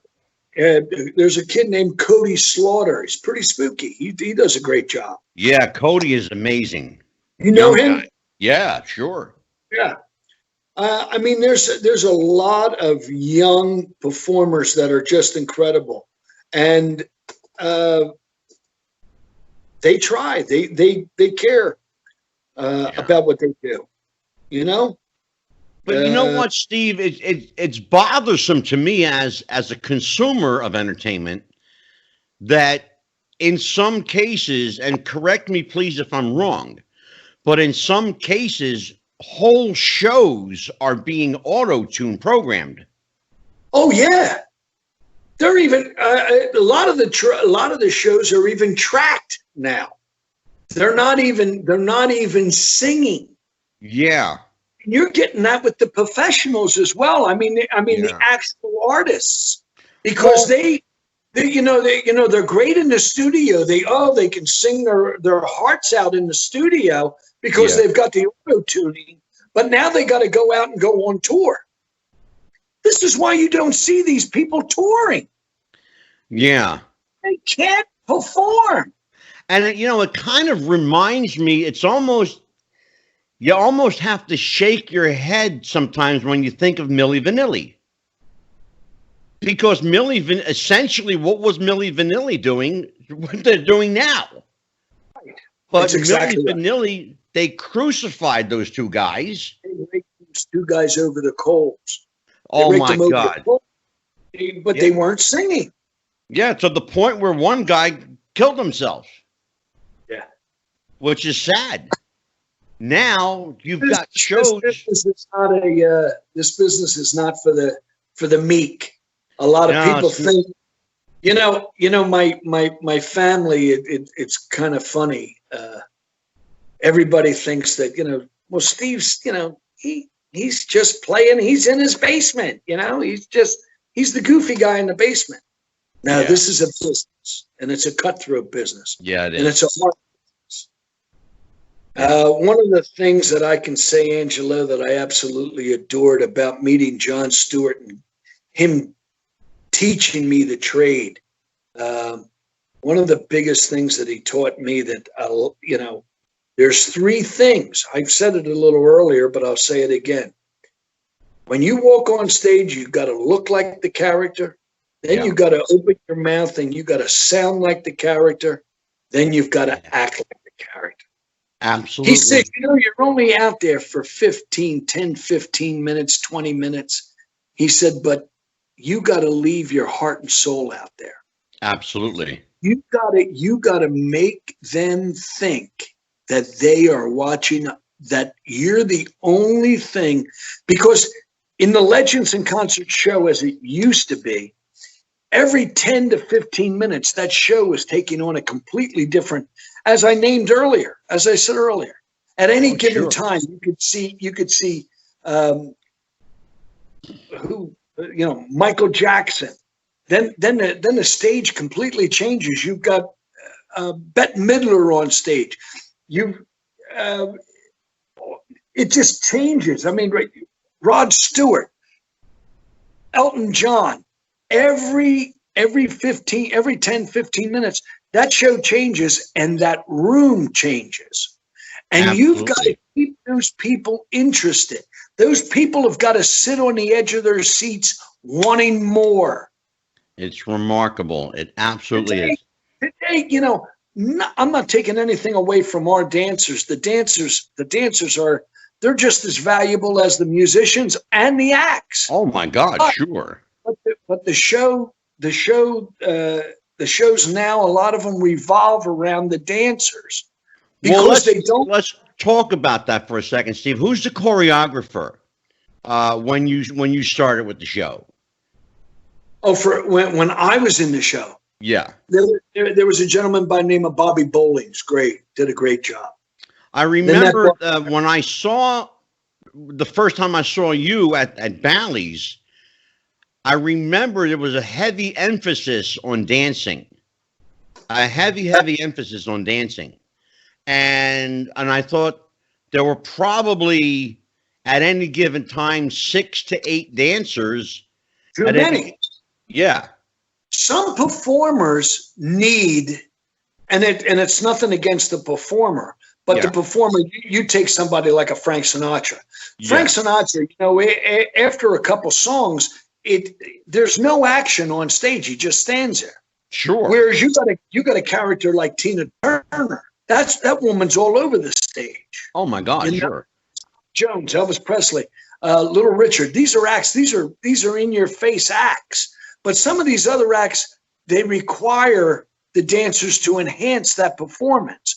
But a dancer should not overemphasize. They shouldn't be.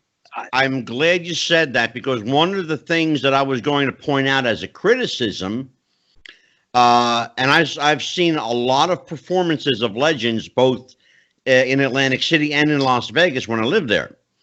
One of the things that bothered me was, to some extent, to a large extent, in fact, the dancers overshadowed or took away from the performance of, let's say, a Little Richard or Tina Turner.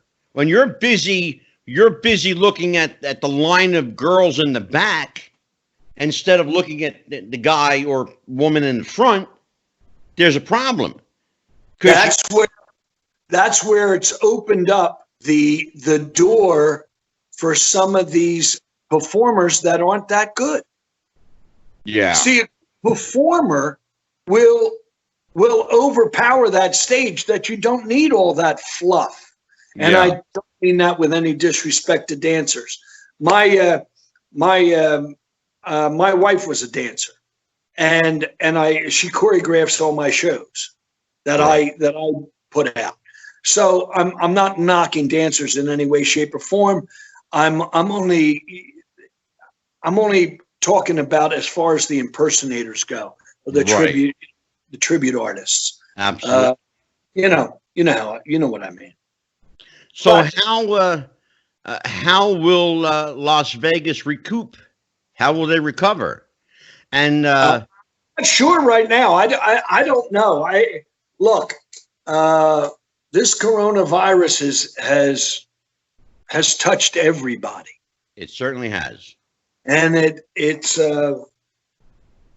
there's more to what meets the eye, Angelo. A lot more. Meets the eye. There really is. Oh, absolutely. Yeah. And it's a shame. Right here in Las Vegas, we've got like 3,700 cases and 76 deaths. Yeah. And I believe we've got 700,000 people. Yeah. Yeah, sure. This is crazy. And it is. I mean, New Jersey here is still under lockdown and has been for quite some time, and probably will be till at least the end of May and possibly middle June at this point. The governor here has not issued a reopen date. What he's holding off for, I don't know. I got a suspicion. I think there are hands at work here that go far above the presidential level, covertly and surreptitiously, in fact. I want you to think about this, and I want people listening to this to think about this. This is flu season. This is the traditional time of flu season. It's my opinion, and my opinion only, that what we're seeing here is nothing more than the flu, and we're being told it's called coronavirus as a means by which to put fear into people to control them. And there are a lot of people that are asleep to what's going on. They're not aware or awake, or they just believe the narrative. Don't misunderstand, Angelo. Don't misunderstand. There is a virus out there. Oh, absolutely. And people are dying. I don't think that it's your typical virus. Oh, I absolutely agree. I absolutely agree. Yeah. And I absolutely concur with you. There's certainly our governor out here has, he's closed the city down, the state. He's closed it down. But some things that just don't make sense to me. That I can go to the liquor store. Yeah. But I can't go to the vitamin store. Go figure that one out. Why would you? I don't understand that. It doesn't make any sense. I can go to Walmart and I can go to Home Depot, but I can't go to church. Now, look, down in, what is it? I think it's Alabama, not Alabama. I forget where it is.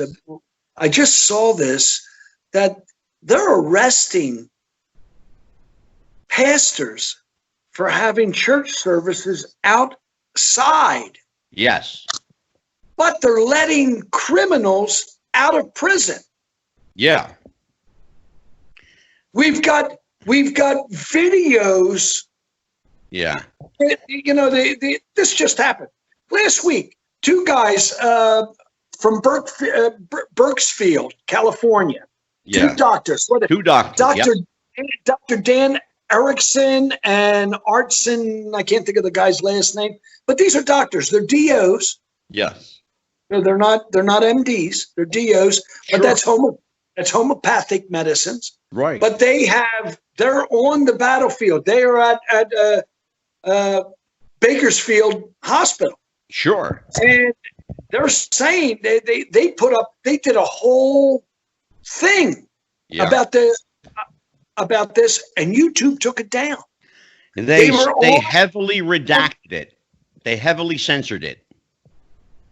Oh, completely. Yeah, but at first they took it down, Angela. Yeah, absolutely.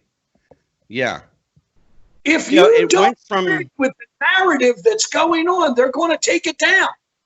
Well, and for those people who want to call me a conspiracy nut, I gladly accept that title. I will tell you that there is a movement going on right now to suppress liberty, to control the population, to depopulate the population, in accordance with the Bilderberg Plan, the Council of Nine, which most people don't even know what I'm talking about. This is fabulous. And I'm going to go down this road. I'm going there. Absolutely. Because it's all part of the bigger picture. If you want to control people, what's the first thing you do? You control the media. The media will set forth your narrative. What's the first thing you do? You take the handbook from Nazi Germany and you just replay it. And this is what you'll get. And this is what they got. There are a great number of people who are waking up to the fact that they know something's wrong. They can smell a dead fish in the water. But now the question becomes, how do I pluck the fish out of the water without dirtying my hands? Everybody wants to do something, but nobody wants to take action. You can talk all you want. But unless you're prepared. People came over here back in the early 1800s and early 1900s. They came over here from all over, from Italy, Poland, Ireland, you name it. Yes, sir. All over, from Germany. Yep. They came from everywhere in all walks of life, but they all came through Ellis Island. They all came through legally. Absolutely. And how anybody doesn't understand the process. That's all. Yeah. Everybody's welcome. It isn't that nobody's welcome in this country, but everybody wants to be here, and we've got to be careful with what comes in. Well, and that's the problem. When you take, look what Trump did. Look what Trump did. As far as he went back. This was January, around the 21st. He stopped. He wanted to ban the flights coming in from China, and the Democrats, they turned around. I'm sorry, but the Democrats turned around and called him, said that he was a xenophobe and that he was racist. How can you do that? But now they're turning around and they're saying, look what he's done. He didn't do it enough. Well, sure. You're damned if you do and you're damned if you don't. Because they don't want this man. They will go to any length. They don't want this man to be president. Absolutely. And there are... Joe Biden has, and whether it be blindly or truthfully, has been accused of sexual assault. There's not even, on CNN, on MSNBC, there's not even a mention of it. Sure. Not even a mention. Like I said, Steve, if you want to control the narrative, you control the media. Who controls the media? Government. People need to understand. George Soros. That I can't say. Absolutely. Yep, George Soros. He is a guy that, they talk about movers and shakers. He's the mover and he's the shaker. Let's be real clear about it. One man. And he's heavily, heavily connected to those two groups that I mentioned, the Bilderberg Group and the Council of Nine. People need to understand that. The other thing people need to understand is you'll do and obey what the government tells you to do and obey, or you'll pay a heavy fine for it, and you'll face the repercussions for it. There are people who have risked their lives to speak the truth at great risk to themselves and their families. And those people in my minds are heroes. They will always be heroes to me. People like, call him a conspiracy nut, but Alex Jones is one of those people.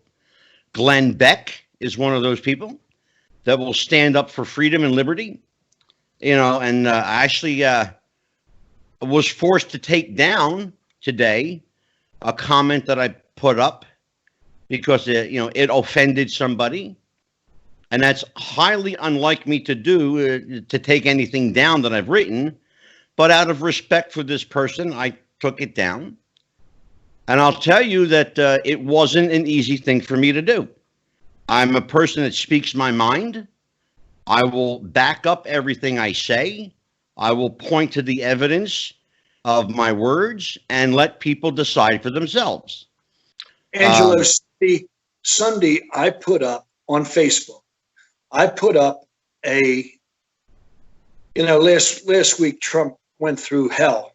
Everybody saying that, he says, telling everybody to drink bleach. I mean, that's insane. It's insane. He did not say that. I know that. He was referring to, and what I'm getting ready to tell you, he was referring to using ultraviolet light going inside the body. Yeah. There's a company, AYTU, Bioscience. It's a lab and a pharmacy. They've been in business for a long time. They are FDA funded and what do they call that?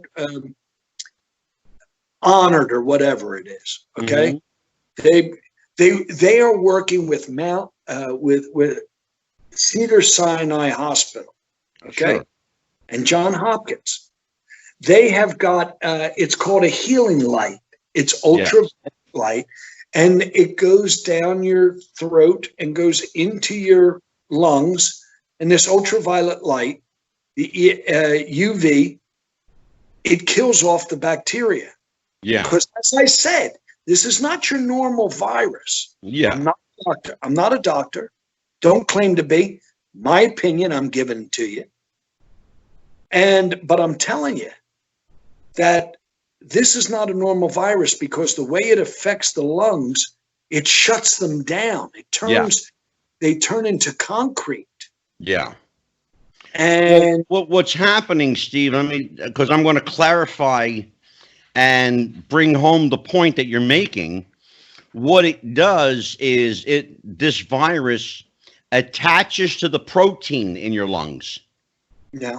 And it solidifies, it turns the mucus into a heavy, thick, non-breathable liquid. Right. Because the mucus in your lungs is a breathable, paste. It turns it into like a glue. And that's the problem. Therein lies the problem. And if you have access to pharmaceuticals that are FDA approved, that can, at least in some regard, either reverse the process, B, cure it, or C, dramatically slow it down, my money is on putting some emphasis into that research. Well, they say this virus, to describe it, would be, and I don't know if the average person can comprehend this or not, but imagine being in a plane and all of a sudden we lose altitude. All of a sudden, you're going to lose all oxygen. It's Absolutely. cut off, completely cut off. Yeah. That is what they are saying. So, when they tell you that you're sitting in there and if we should lose altitude, this little mask will fall from the sky and you put it on. That's been going. We've heard that for how long? Sure. Well, without that, if you don't have that, you're done. Yeah. Absolutely. You're done. And that is what they are equating this to. Now, this company, I put this video up, this bioscience, this AYTU bioscience company. Yep. I put up a video on Sunday morning that described all this. They are working with Cedars-Sinai Hospital. Okay? Yeah. That's a well-known institution. Sure it is. Absolutely. YouTube took down that video. Yep. You know why? Because it spoke the truth. I'll tell you what happened with these two doctors. They did a press conference that lasted in excess of 2 hours, almost 2.5 hours. They put up about 15 minutes of it after they heavily redacted it. Because what these doctors were saying is that social distancing, another catch term, by the way, where did we hear that one before? World War II, by the way. Social distancing. This is not a new term. It's new to this generation of people. Keep in mind that a lot of people living today were not alive during World War II. So they're hearing this term for the first time. Social distancing. Separating people. How do you get to people? Separate them. Divide and conquer. Okay? These two doctors are saying that's more detrimental than the disease. Why? Because human beings are not intended to be alone. They're not intended to be separate. We're not wired to be separate. We're not supposed to be separate. And it goes against the grain of everything that we've been taught growing up. We've all been taught, Steve, these words: one nation under God. Okay? That means all people. It doesn't mean one nation under God 6 feet apart. Right. You understand?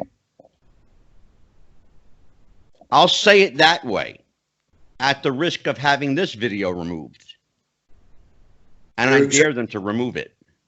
You're exactly right. Listen, they found, you know, I don't know, what it is, but if I were to take, you know, those doctors, if I had the full video, which I did, of those doctors that I put up, and they took that down. I passed it around to friends and stuff like that. At the risk, and it's my opinion. I'm entitled to my opinion. That's part of our First Amendment rights, isn't it? Well, enjoy them while you still have them, because you won't have them for much longer. That's the problem. They don't want you to have an opinion. But these doctors, when this video was up there, they stopped. They were talking about this and letting. I'm trying to hold back. No, don't hold back. Well, I found out that if you can video, when you see something, video it. Then you can put it on your page under your video. But Absolutely. They can't take it away from you.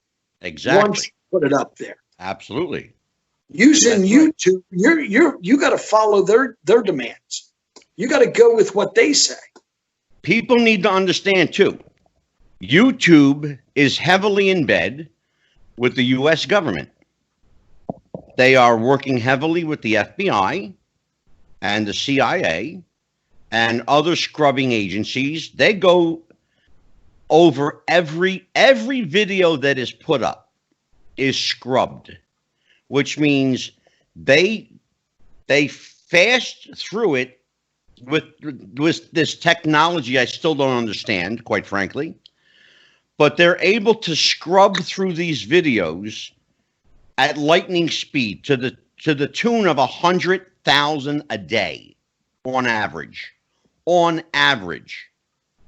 Now, keep that in mind, because on average, 500,000 videos a day are uploaded to YouTube. 500,000 videos a day are uploaded to YouTube. 100,000 of them right off the bat are being scrubbed for content. They want to control what you see, what you hear, what information you have access to. They want to control every aspect of your life. This is George Orwell's 1984 come to life. Simple as that. Better yet, Angelo, it's the Holy Bible come to life. Amen. And I don't worry about that. I'm going to tell you why. Because you and I have read the end of the book. If you're smart, I tell people, if you're smart, take a Bible and read the end chapter first. Then read the beginning. Guess what? The good guys win. Don't miss Luke and Matthew, please. Absolutely. Absolutely.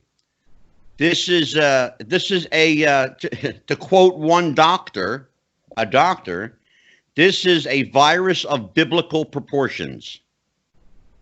And it literally is.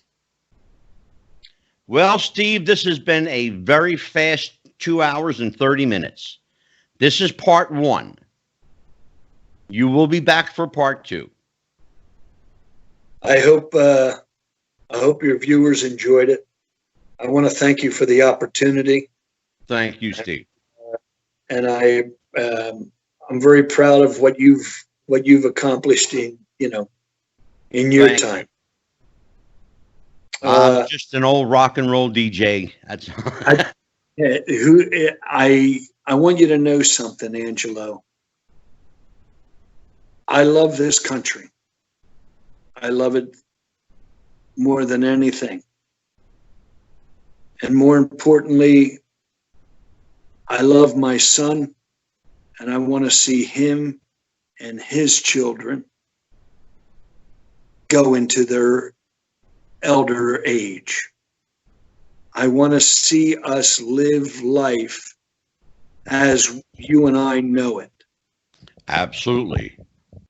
And they will. You know why? Because I read the end of the book, and the good guys win.